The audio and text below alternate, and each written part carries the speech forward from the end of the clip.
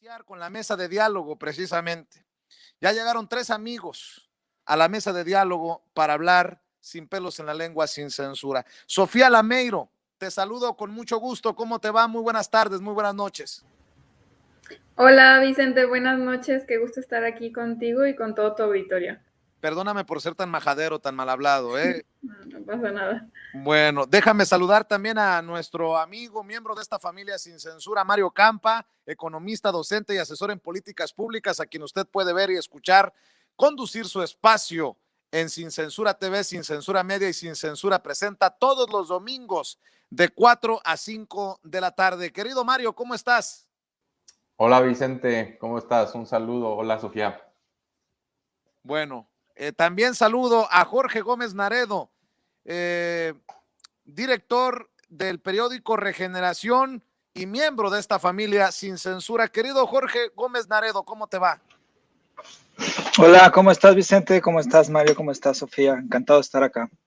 Bueno, pues vámonos con la mesa de diálogo. Les pregunto su opinión luego de las declaraciones de Paco Ignacio Taibo II, Paco Ignacio Taibo II, porque ya leía un tuit de Víctor Trujillo buscando que la gente no participe en la consulta. Dice el director del Fondo de Cultura Económica, Paco Ignacio Taibo II, que intelectuales y periodistas que eran sobornados son los que hoy acusan falta de libertad. Maldita dictadura, Sofía, en la que cualquier personaje puede decir no participes en una consulta popular y no pasa nada. Digo, son enemigos de la democracia, le dan la espalda al pueblo, pero no pasa nada. Y al final solamente queda exhibirlos. ¿Tú qué piensas, Sofía? Claro, estos intelectuales, entre comillas, que vemos que llaman a no participar en la consulta, pues hacen galantería de lo que siempre hemos conocido como el conservadurismo en México, que es pues nunca interesarles la opinión del pueblo, lo que tengan por aportar o incluso las propias preocupaciones y temas pendientes que hay con las víctimas y con quienes sí han sido perseguidos políticos, quienes sí han sido censurados durante el ejercicio de sus profesiones, ¿no? Hemos visto justamente que muchos personajes del PRI, PAN, PRD o que no tienen alguna afiliación política, pero que sí participan dentro de la lógica del Partido Conservador, pues hacen campaña para desvirtuar la consulta popular, pero no se animan a hacer campaña para votar por el no. ¿Por qué? Pues porque obviamente hacer campaña abiertamente contra el no, pues los delataría como los protectores del viejo régimen, porque pues es lo que siempre han sido durante años, pero ahora quieren desprestigiar un ejercicio de democracia directa que podría abrir capítulos nuevos dentro de la democracia mexicana, pero también de cómo concebimos el derecho mexicano y qué puede hacer el derecho mexicano para víctimas y para muchos actos que se cometieron en el pasado que fueron completamente ilícitos, ¿no? Así es. Mario, dicen en el INE que a favor de la democracia, dice Lorenzo Córdoba que está invitando a la ciudadanía a participar el domingo. Imagínate que estuvieran en contra de la consulta popular, ¿qué pasaría? Hoy el INE ordena abstenerse de hacer promoción de la consulta popular a los grupos parlamentarios de Morena, tanto en el Senado como en la Cámara de Diputados y hasta al periódico La Jornada. Bueno, uno de los roles fundamentales del INE y en lo cual pues lo ha hecho bastante mal, es elevar la tasa de participación electoral en México, ¿no? Por supuesto, nuestra referencia generalmente es una elección presidencial o una elección intermedia, incluso las gubernaturas en los estados. Pero parte de la explicación detrás de estas bajas tasas es que tenemos muy pocos mecanismos de participación cotidiana, tenemos elecciones pues espaciadas, no tenemos los canales de una democracia semidirecta como es esta nueva figura que se nos está ahora permitiendo. Después vendrá la revocación de mandato, que son innovaciones a nuestra democracia. No lo pueden vender de otra forma. Es una forma de democracia semidirecta y no es directa porque sigue estando la función de la democracia representativa detrás, ¿no? Detrás de todo este andamiaje sigue habiendo pues representantes. Entonces, ahora que tenemos por fin tanto por lo que hemos luchado, pues el INE, a mi parecer, ha sido, pues, francamente tibio en este aspecto, en algunos casos, pues, hasta reticente, y está atentando directamente contra algunas de sus misiones, ¿no? Una de ellas es realmente crear una cultura democrática, que se debatan estos temas, hacer un llamado, pues, mucho más, con mucho mayor enjundia al voto, crear conciencia sobre las posibilidades que esto abre hacia futuro, ¿no? Podremos estar o no de acuerdo con esta consulta, con la pregunta, con lo que tú me digas, pero lo que no podemos, en lo que quizá no habría que haber mucha disputa, es que durante mucho tiempo nos quejamos de que fueran las élites, los representantes, quienes tomaban de todas las decisiones por nosotros. Ahora con este instrumento, pues se trata de empoderar a la población, a la gente, al pueblo, y que además sirva como un mecanismo para resolver disputas hacia futuro, ¿no? Si tenemos alguna gran controversia, la podemos resolver en las urnas y no a través de un arreglo cupular, no a través de algún tipo de escándalo como un moche legislativo, sino que realmente sea la gente la que tiene el poder de decidir. De ahí la importancia histórica de lo que estamos viendo y que se verá pues ya el domingo, ¿no? De ahí que yo creo que el INE tiene que convencerse que este es un gran ejercicio democrático y pues ser mucho más consecuente con su misión, ¿no? Dice Jorge Gómez Naredo, Margarita Zavala, la ex primera dama de México, mucha gente, y me uno a ello, no irá a la consulta, de acuerdo con las razones de que es ilegal e irresponsable, porque promueve el odio y además la ley no tiene que consultarse, es una infamia y una farsa, y desde luego sé muy bien que los resultados los manejarán a su antojo. Habla la señora que fue primera dama de México, cuya prima era dueña de la guardería ABC en donde se quemaron los niños en Hermosillo, Jorge Gómez Naredo. Sí, bueno, el nivel de cinismo de Margarita Zavala es asombroso, y esto solamente también demuestra un seguimiento de esta campaña que ha apostado a la no participación. O sea, esta cuestión de que la ley no se consulta, que no vayas a participar, de que la campaña o de que la consulta popular es solamente un show de Andrés Manuel López Obrador, llegan mensajes al WhatsApp, en el celular, donde se dice no participes en la consulta, estas ideas también de que la consulta va a salir muy cara, de que es costosísima, de que con eso que se va a gastar en la consulta se podría ayudar a muchísimas personas, e incluso han utilizado esta cuestión de los niños que padecen cáncer, ¿no? De cuántas quimios servirían con lo que se ha gastado en esta consulta, como si no se tuviera que ese presupuesto ya existía en el INE. Entonces, estas campañas y esta campaña muy intensa que hicieron en contra de la participación en la consulta popular, pues solamente demuestra también un poco de miedo, ¿no? Y de desprestigio a un ejercicio que en realidad es verdaderamente inédito en el caso mexicano y que abre las puertas a que esto se vaya repitiendo, es decir, que el Instituto Nacional Electoral siempre, o a partir de lo que se haga con la reforma que seguramente se aprobará pronto, que se presentará y se aprobará, en el sentido de que pues la gente va y puede participar de una forma muchísimo más amplia que solamente votando cada 3 o 6 años, y que puede decidir de las cosas que le competen, de que puede decidir de las cosas que están sucediendo en este país, y que su voto no solamente tiene incidencia en los representantes, sino que también su voto tiene incidencia en lo que está sucediendo en el país y en las decisiones que se están tomando.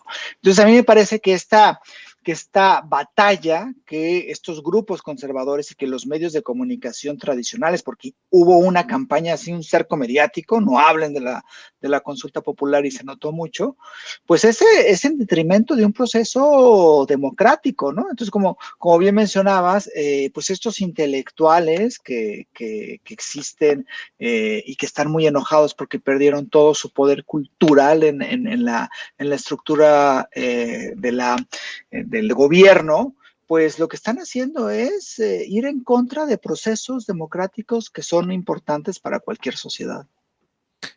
A ver, Sofía, déjame mencionar, me está informando nuestro jefe de información, Mario Toledo, que ya llegó a Culiacán el presidente Andrés Manuel López Obrador para su gira por Sinaloa.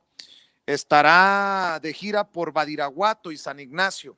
Badiraguato, dicen los de la oposición, la tierra de narcos, la tierra del Chapo, y bueno, pues en lugar de hablar de la visita a los pobres de esa zona, que son muchos, le atizan a la estigmatización como si nada más hubiera narcotraficantes y se viviera del narco en zonas de Sinaloa, cuando está Sonora, está Chihuahua, está Durango, está Tamaulipas, está, y podemos irnos Jalisco, Guerrero, y desafortunadamente, porque quisiéramos que la gente viviera de sembrar frijol y no de amapola o de marihuana, pero pues ahí está este discursito, esta narrativa de la oposición, que incluso van a ser eventos privados porque algo va a acordar el presidente con el crimen organizado.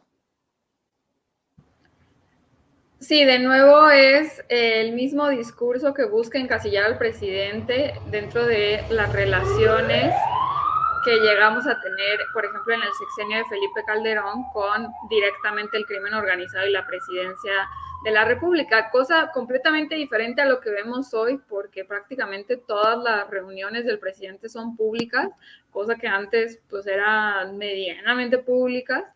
Ahora nos enteramos de todo lo que hace el presidente, a dónde viaja, qué está haciendo, y la razón de ir a Badiraguato es realmente para revisar la construcción de la carretera que va de Badiraguato, Sinaloa, que es una carretera federal, y que además el presidente está visitando toda la costa y está revisando estas obras que son importantes justamente para estos 3 estados, ¿no? Que va a ir a visitar, que son Nayarit, Sinaloa y, si no me equivoco, Sonora. Entonces, pues, es Jalisco, que viene a Puerto Vallarta en la última, el último día, ¿no? El domingo.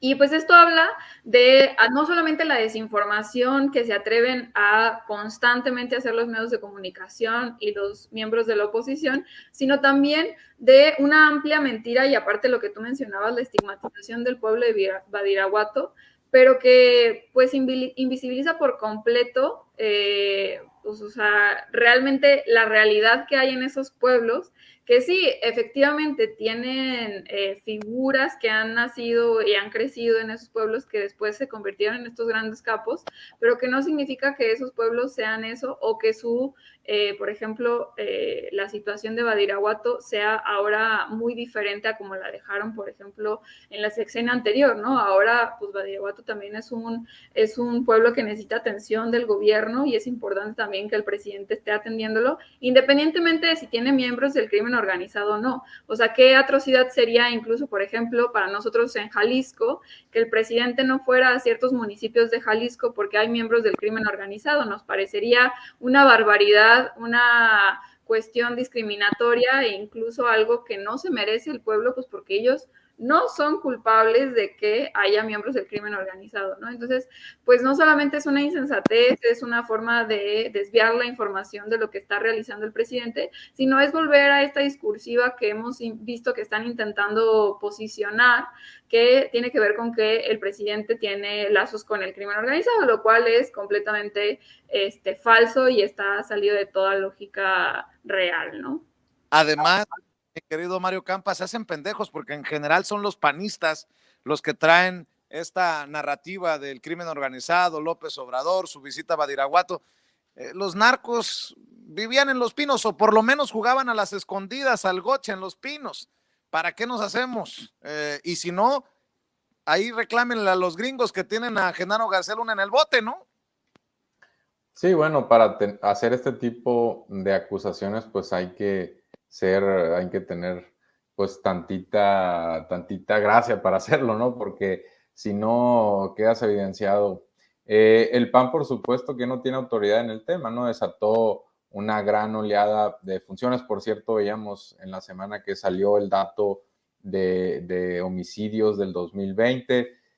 Pues sí, evidentemente todavía hay mucho por hacer en cuestiones de seguridad, pero al menos no ha escalado la violencia como sí lo hizo en los primeros años o en el sexenio, a lo largo del sexenio de Felipe Calderón y la última mitad del sexenio de Enrique Peña Nieto, ¿no? Eso, por supuesto, es una buena noticia, no es suficiente, ¿no? También se da en un contexto en que el presidente anuncia, pues, esta despresurización de las cárceles. Yo lo veo como una muy buena noticia desde muchos aspectos, para empezar el de derechos humanos, ¿no? Incluso si hay algún tipo de maltrato, de tortura, perdón, o si hay adultos mayores ya en una situación pues crónica, a todos ellos se les va a ofrecer una ruta distinta. Por supuesto que tiene también un componente de seguridad, unas cárceles rebasadas o totalmente operando casi en su totalidad o por encima de su capacidad, pues eso también lleva a más crimen, a que se disperse, digamos, el conocimiento, lleva a más violencia entre los reos. Por supuesto es más costoso, ¿no? Y sabemos que el mismo Calderón, ahora que volvemos a hablar del PAN, fue quienes privatizaron las cárceles, creando un incentivo a tenerlas llenas, por supuesto, porque eso representa mayor ingreso, ¿no? Muchas de estas concesiones dadas a, digamos, a empresas cercanas al poder, muchas de ellas pues también que cotizan en la bolsa de valores y pues que no venían haciendo esa actividad y de repente la vienen haciendo, que es el manejo de cárceles.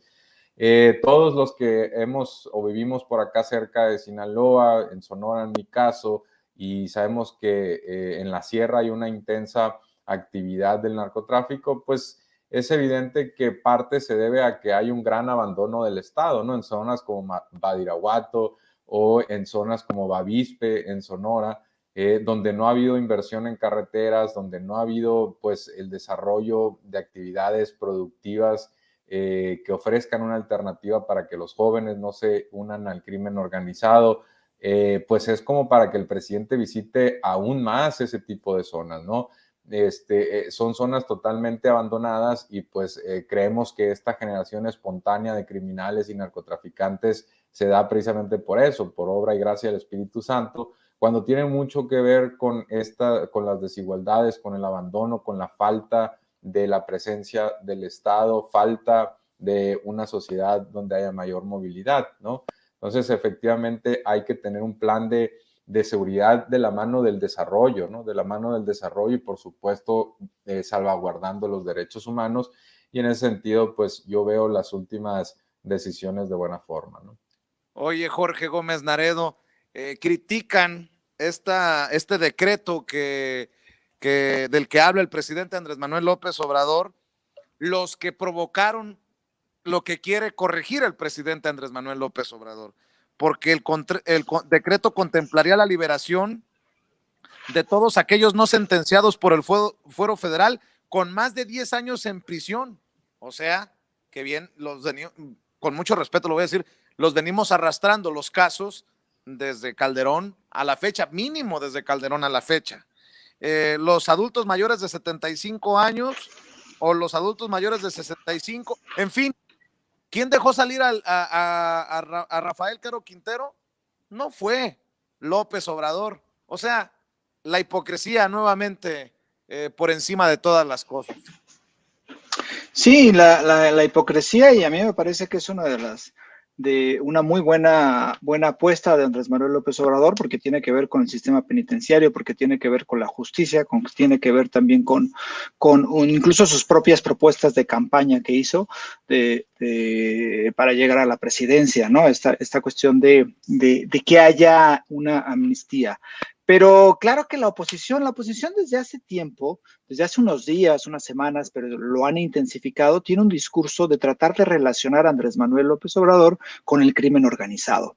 Si tú recuerdas, en esta semana hubo 2 textos, uno fue más comentado que otro, de Salvador García Soto en el Universal, donde en uno se indica que los hijos de Andrés Manuel tienen una relación con bandas del Huachicol, y en el segundo se dice y se pregunta García Soto que relaciona a Morena como si Morena fuera una organización, imagínate, así lo dice, una organización perseguida por el gobierno de Estados Unidos por ser una organización dedicada o relacionada con el crimen organizado. Esto de Badiraguato, ¿no? La campaña que realizaron, así como que si Andrés Manuel va a pactar con el crimen organizado, va a pactar con el Chapo Guzmán o con la mamá del Chapo Guzmán o con la banda del cártel de Sinaloa. Esa es como la intención que han estado y estas campañas que han estado echando en estos últimos días los conservadores, que como lo dices, o sea, es una enorme hipocresía porque parte de la tragedia que ahora tenemos, o buena parte, o una parte, o prácticamente toda esta tragedia, todos estos índices de estas muertes que existen a diario en el país y que están relacionadas con la violencia, pues vienen de los gobiernos de Vicente Fox, de Felipe Calderón especialmente, y de Enrique Peña Nieto. Entonces es una completa hipocresía que ahora vengan a criticar a Andrés Manuel y que se hagan estas campañas, ¿no? De que va a dejar salir a todos los delincuentes, de que va a pactar con el crimen organizado y de que Morena y Andrés Manuel están relacionados con el narcotráfico, ¿no? Es una campaña cínica, pero es una campaña de noticias falsas a la cual pues no han parado en todo este sexenio. ¿Por qué no cerramos en esta última ronda? Ustedes deciden la reflexión, el tema, es algo que no hemos hecho en las mesas de diálogo, pero por ejemplo, Sofía Lameiro, ¿de qué tema, qué opinión, qué reflexión eliges para cerrar? Bueno, creo que ahora se viene un proceso muy interesante, no solo con la consulta, sino con también el próximo decreto que va a emitir el presidente respecto a la libertad de varios presos que llevaban sin sentencia. Y algo interesante que vi en esta mañanera es que, en la mañanera del día de hoy, disculpa, que muchos de estos presos que no tienen sentencia, que llevan muchos años sin sentencia, están en cárceles estatales y están también sentenciados, bueno, sin sentencia, pero están con crímenes del fuero común, cosa que son responsabilidad de las fiscalías estatales. Esto es algo que ha hablado mucho el presidente respecto al tema de seguridad, que también impacta qué tanto pueden o no pueden desde el gobierno federal bajar los números respecto a el tema de los homicidios, ¿no? Es una de las, tanto homicidios como feminicidios, ahí están involucrados, pues porque las fiscalías estatales tienen esta larga historia de corrupción, pero sobre todo de ineficacia, ¿no? Y que también involucra al sistema judicial de los estados, que está pues plagado de corrupción, de malos manejos, de total ineptitud en los procesos judiciales, y que me parece que es interesante porque a pesar de que se está planeando un decreto presidencial, pues vamos a ver qué tanto impacta en los estados, ¿no? Me parece que ahora los gobernadores tendrán que también, en especial los próximos gobernadores de Morena, deberán también ponerse a la par y empezar a revisar también este tipo de casos para ayudar a mejorar el tema de la seguridad en el país, y que creo que podría tener resultados bastante positivos, y que esto creo que se va a sumar también al tema de los resultados de la consulta popular. Si llegamos al 40% de la participación, que esperemos que sí, pero si sobre todo gana el sí, vamos a encontrar también pues muchos procesos judiciales que se van a empezar a movilizar y que me parece que van a ser bastante interesantes para pues la historia de nuestro país y también para la justicia. Querido Mario, ¿cómo harías tú? Bueno, yo quisiera tocar brevemente la parte institucional de coordinación que se está reformulando tanto a nivel nacional como internacional, ¿no? Dentro de nuestras fronteras veo una posibilidad importante para la CONAGO, ¿no? Ver quién en estos momentos pues está asumiendo un liderazgo de reestructurar y hacer realmente eficiente a este órgano coordinador de los esfuerzos subnacionales, particularmente los estatales, porque se empiezan a crear configuraciones o alianzas interesantes en el mapa nacional. Sabemos que pues el Bajío siempre o en los últimos años ha sido muy panista, y ahora el noroeste del país pues está pintado todo de guinda, Baja California Sur, Nayarit, Sinaloa, Sonora, Y en ese sentido, pues puede haber alianzas regionales interesantes y mecanismos como la CONAGO, donde empiecen a surgir temas transfronterizos, temas multiestatales que quizás no habíamos visto en la primera mitad del sexenio. Por otro lado, en términos internacionales, pues se está planteando una alternativa a la OEA. No sabemos si se vaya a lograr, no es fácil, es una tarea que los cancilleres tendrán que abordar. Afortunadamente parece que hay una segunda ola progresista, al menos en una especie de formación en América Latina, donde después de la elección de Perú, después de, por supuesto, lo que acontece en Bolivia, pues podrían sumarse en los siguientes meses, años, Chile, Colombia y Brasil. Eso está en veremos, pero eso también abriría la posibilidad para que se planteen nuevos organismos, nuevas instituciones formales e informales de mayor integración latinoamericana ante algo que ya hemos visto que el presidente insiste, que bajita la mano le dijo a Estados Unidos, pues mira, ya no eres lo que eras. China viene creciendo con la influencia económica y diplomática correspondiente y ahora, te guste o no, nos vas a tener que tratar como iguales, ¿no? Ya no en una relación de subordinación. Entonces, eso podría también crear nuevas posibilidades, nuevas oportunidades, y en ese sentido, ese tema a mí en las siguientes semanas, siguientes meses, pues me entusiasma, ¿no? Ver en qué se puede materializar esto. Jorge Gómez Naredo, ¿con qué cerrarías tú? Bueno, pues a mí me parece que una cuestión que es importantísima es la participación en la consulta el próximo domingo. Es un hecho inédito, pero también hubo cosas en la semana que me llamaron muchísimo la atención. La mañanera del miércoles, la mañanera donde fue Julio Hernández López, y esta forma en cómo es una nueva relación entre el presidente, por un lado, el poder político, que no solo está ahí, sino que convive, sino que debate, sino que hace un diálogo circular con los periodistas, y por otro lado también las críticas que se le han hecho a los medios de comunicación tradicionales.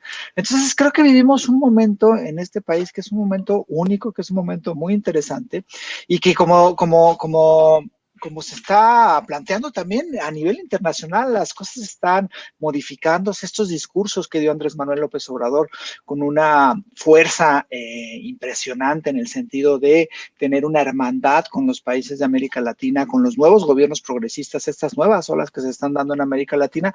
Entonces es algo muy, muy, muy, muy lindo lo que ha vivido, lo que se está viviendo, y al mismo tiempo es un gran reto que se tiene en el país, porque al fin y al cabo México representa una gran esperanza, ¿no? Yo creo que el impacto que ha tenido el efecto de Andrés Manuel no solamente ha impactado en el caso mexicano, que estamos viendo lo que se ha transformado en las políticas públicas que se han puesto en marcha, sino que también hay un liderazgo y estas condiciones que se están viviendo en América Latina me parece que pintan muy interesantes en esta relación que se está dando con Estados Unidos y geopolíticamente, ¿no? Entonces, me parece que hay cosas a nivel local, a nivel estatal, a nivel federal y a nivel internacional que son importantísimas, y que México está jugando un papel, pues al menos en América Latina, fundamental.